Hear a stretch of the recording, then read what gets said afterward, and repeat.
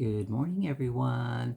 So this is day 10, and I say day 10 because I did a 7-day dry fast, and you count up to day 10 afterwards. So day 8, day 9, today's day 10. And what does that mean? It just means officially my fast is broken correctly. I broke it with lots of fluids, with electrolytes, all that kind of stuff.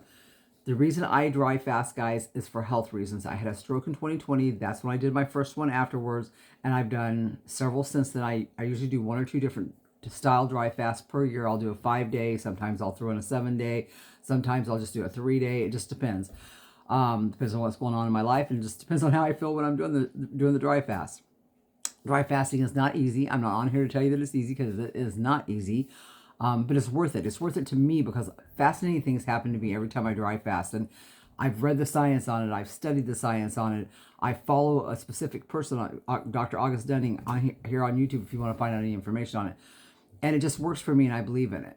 I don't know if it would work for everybody, and I think that you have to have a really strong belief in yourself and in what you can do, and a really strong belief in the science of the dry fasting for it not to scare the crap out of you.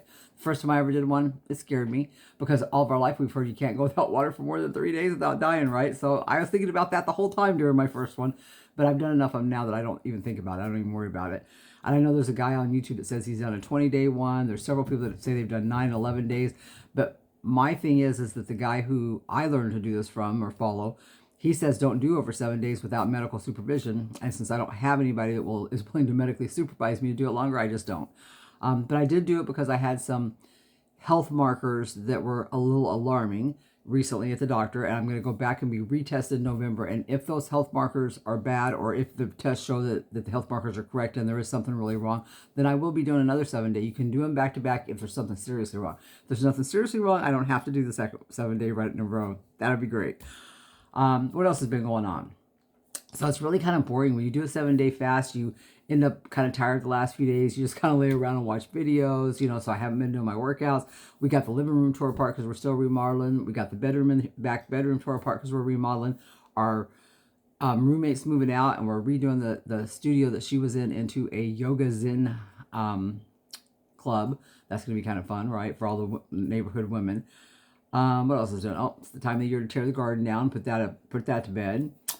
So yeah, everything else is, okay, so by the way, I didn't do the cortisol protocol, and I hope I've already talked about that on here. Anyway, I have the cortisol protocol, the 4 before 40, 4 under 40 it's called, and the reason it's called 4 under 40 is because you want to get everything done in the first 30 minutes or so. So I've been doing that. I just started that again today. I've been doing that pretty much every day, but I didn't do it, of course, during the dry fast because I couldn't have the protein. So, and plus I got real tired Actually, I only didn't walk the last 2 days. I walked every day except the last 2 days, so not too bad. He says you can walk every single day. I was just too tired. I just didn't want to.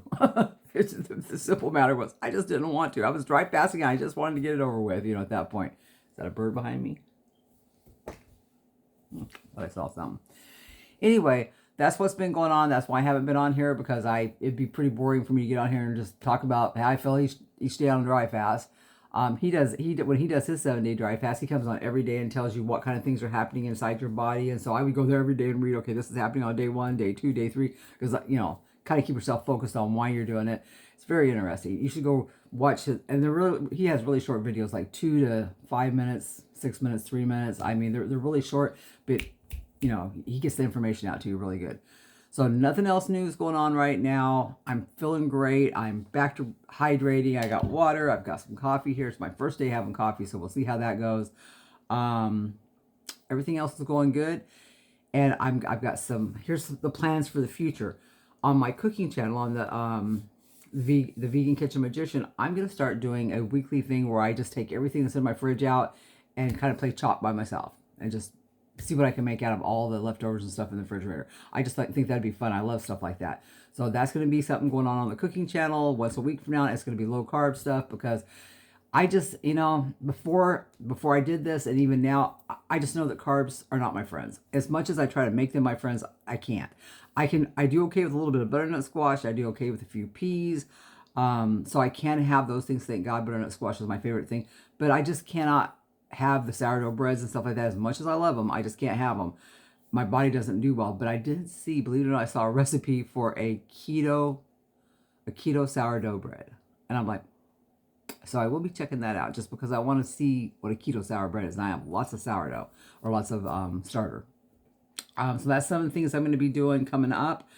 Like I said, then we're going to be remodeling the room outside. She's moving out in a couple weeks. We got a lot of projects around the house to get done before winter really hits and it's time to snug down. But for now, that's what's going on in my life. I don't know what's going on in yours, but that's my check-in. So, ciao, everybody. Bye.